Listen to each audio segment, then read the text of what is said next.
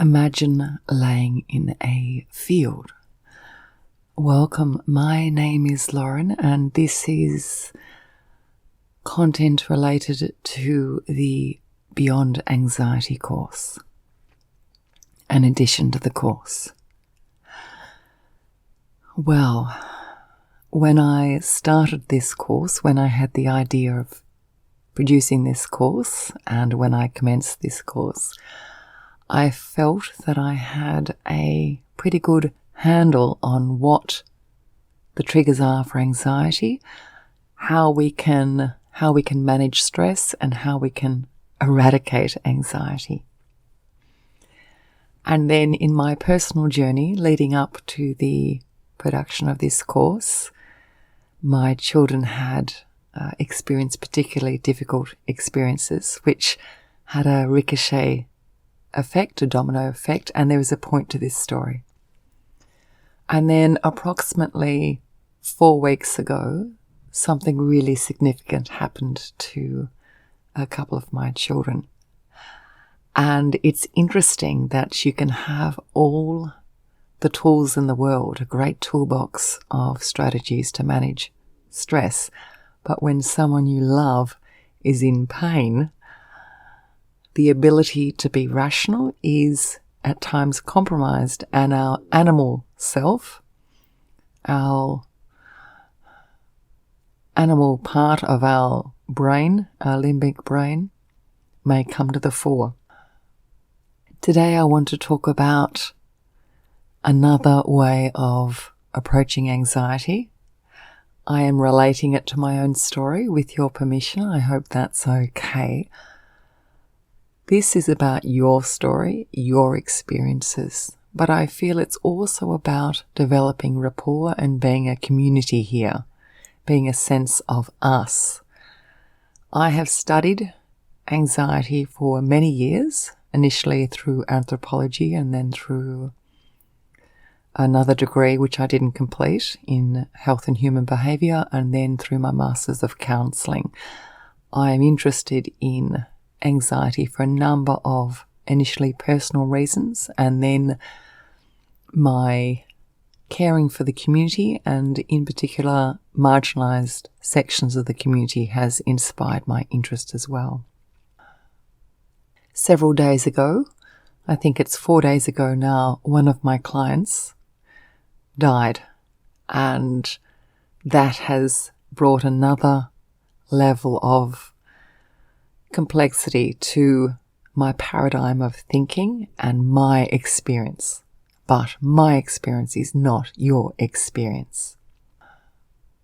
I wanted to talk about your experience of anxiety. When I've read your letters, and I have not replied to all of them, I would have liked to and will continue to reply to them. I will reply to all of your letters. I'm getting to several letters and responding to several letters each and every day. I'd like you for a moment, wherever you are, to find a safe space. Just a space in which you are safe. I just want you to take a moment here. So whether you're sitting or lying down, yes, I know my favourite phrase, sit down or lie down comfortably. This is about just finding a safe space. Perhaps it's a window, sitting by the window. Perhaps it's in your garden. It might be in your parked car safely. It might be in a beanbag. It doesn't matter. It could be standing still. Doesn't matter. I want you to imagine, and you don't have to reach a state of relaxation before you do this. I want you to imagine. Your mind is extremely powerful. Your mind can create thought, and thought can create your sense of being.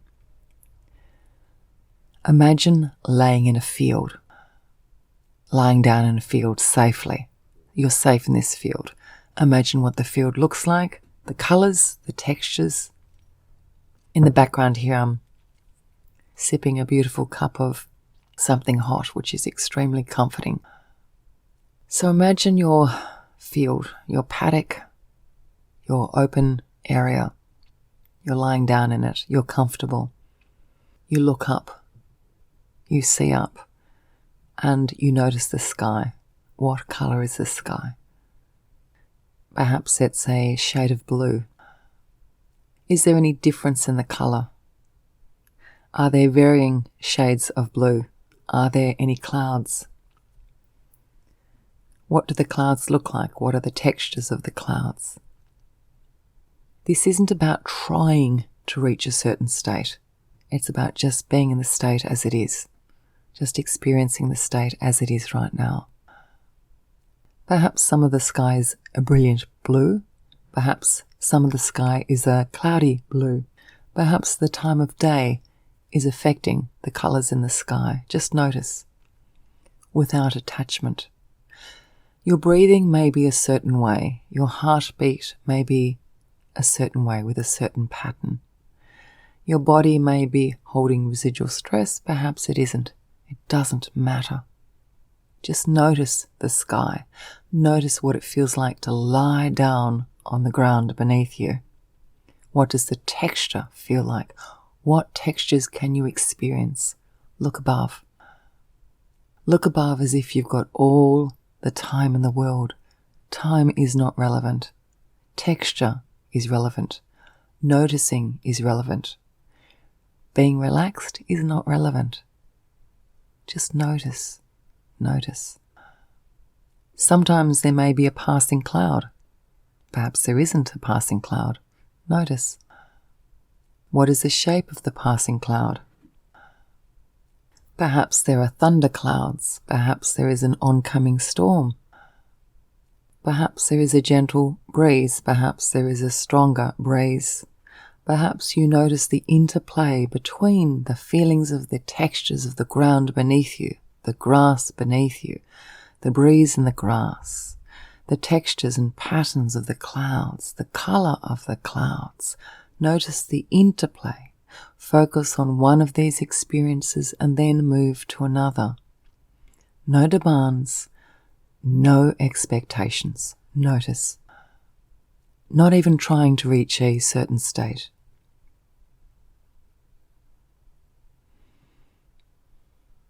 Not even looking at your pattern of breathing, just noticing. Notice how the sky changes. Little changes, tiny changes. See the small changes, see the more significant changes. The gentle wisp of a cloud, the movement of perhaps a larger cloud.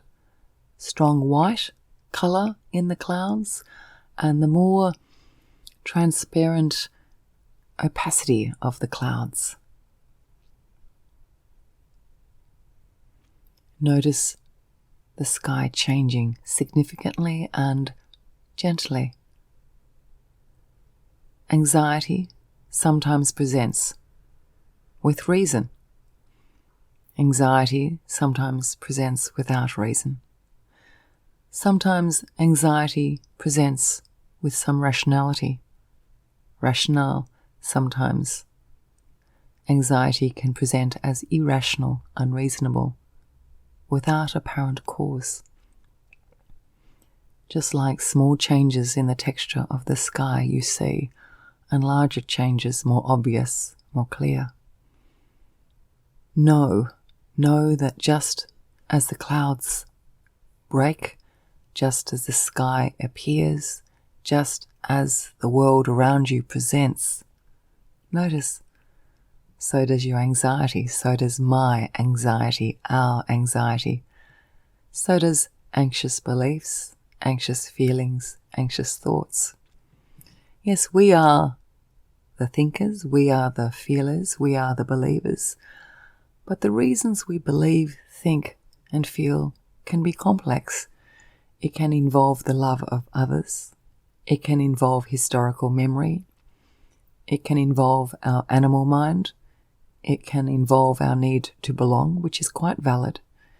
It can involve illness, health, our health of our body.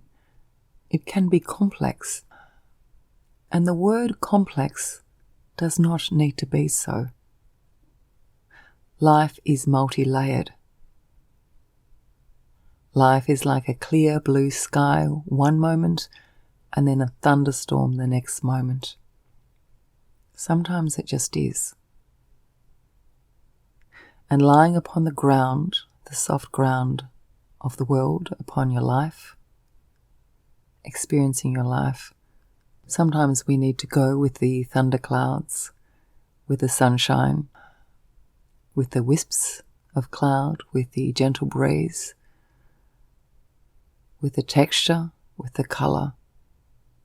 Sometimes it's pleasant, sometimes it's not pleasant, sometimes it is irrational.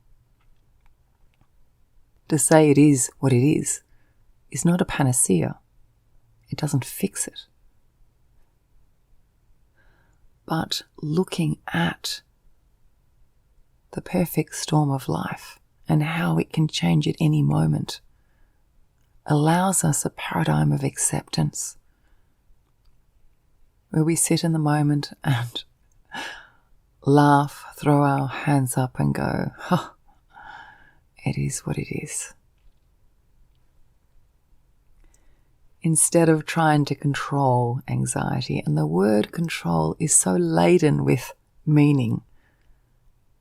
We try and control our breath, and perhaps there can be times where somebody can try and control a relationship. The word control is open to interpretation. So let's let go of the colloquial meaning of control. Let's not see the word control as positive or negative. He or she is controlling, being negative, or he or she controls their breath, being perhaps a little bit more positive.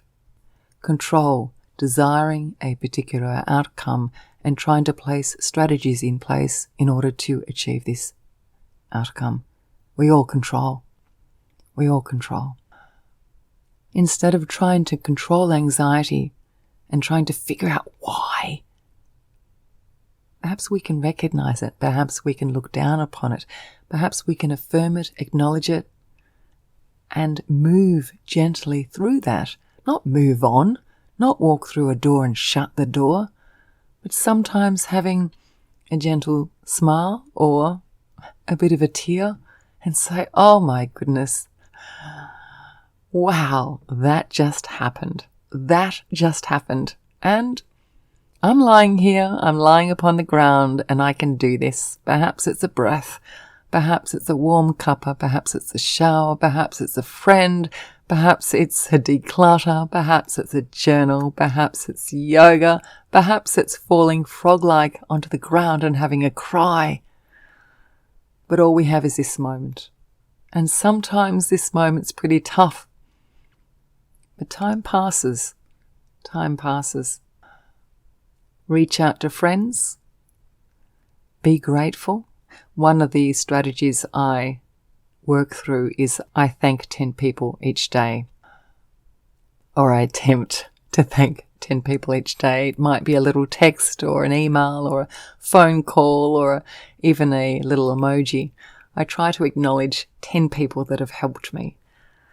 With the recent issues that have occurred in my life, I have been really affected because helping my children has literally stopped me creating content, meditating, eating well. It's floored me.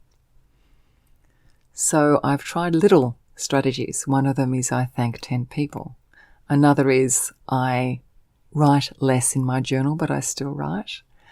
I schedule tasks each day to achieve and I let go. I say to myself, you know that lovely green, as in the YouTuber and the writer Green, that phrase, I give myself permission to suck, or in my case, I give myself permission to do things badly. I don't want to do things badly. Sometimes caring for a number of other people means that the balls you throw into the air fall down and you don't catch them. What's the worst that can happen if you don't catch them? They fall. When all these things happened in the last several weeks, and then I was having a particularly challenging shift at work, and I've been working less for a number of reasons, which has its own consequences. I was advised that my client had died, and I sat down and I cried, and it brought immediate perspective, because this client had a terrible life. I know that sounds really generic, and I know we talk about honouring the moment, but I have to say this client had a terrible life. My life, due to some of the founding points, being single, supporting 4 kids by myself, these instigate or perhaps inspire a domino effect, which may make my life more challenging at times. But I live in a comfortable house. My children are close. I have warm clothing. I have a heater I can turn on. It's magic. I have a really nice doona. I've got one set of beautiful white sheets that are very special to me. I love my garden. Yes, I'm talking about me here, but this is about us. This client died. I've had an experience with my boys which is quite life-changing. It's been I don't think we'll ever really be quite the same after what's occurred. It involves very serious bullying, and then someone's response to the bullying and how that affected our family. And no, we are not the bullies, of course. So I'm simplifying the issue a lot for everyone's sake. So sometimes we need to give ourselves permission to do a froggy. When I was growing up, my mum would say do a froggy, and it meant when one of the kids just fell down hysterically. It's okay to do a froggy. It's okay to give up for a moment. It's okay to feel that it's too hard to continue, as long as you do continue. One of my children was really struggling with some feelings of anxiety and sadness, and I said to them, sometimes we choose to make an effort just because we love other people. Sometimes we may find the moment so challenging that it seems irrational to even attempt to grapple with that moment. And then we remind ourselves of how, why, and the feeling of loving others, how we love others, why we love others, and that feeling. And we continue and we get back up just for other people. Wisdom comes from perspective. Wisdom comes from seeing the global reality. I'm certainly not professing to be incredibly wise, but in the last few days I've looked down on our lives, and I have also thought about this client, which brought so much perspective. Perhaps you could try the being grateful for 10 people. Perhaps you could try something else, but we are a community. As individuals, we have infinite reserves of energy and resilience. Not easy. Sometimes truly tough. Sometimes life can be truly irrational. We continue. We continue for ourselves. We continue for the gift of life. We continue because we love others. We continue because we care about the world. We continue because we honour the sense, the concept of community. And sometimes we give ourselves the permission to suck. Much love to all of you. Thinking of all of you. Your needs, your triggers are real. Your experiences are real. I've read about them. They're very real. Together we can do it. Whether it's prayer, whether it's universal thought, whether it's group focus on kindness, we can do it. Much love to all of you.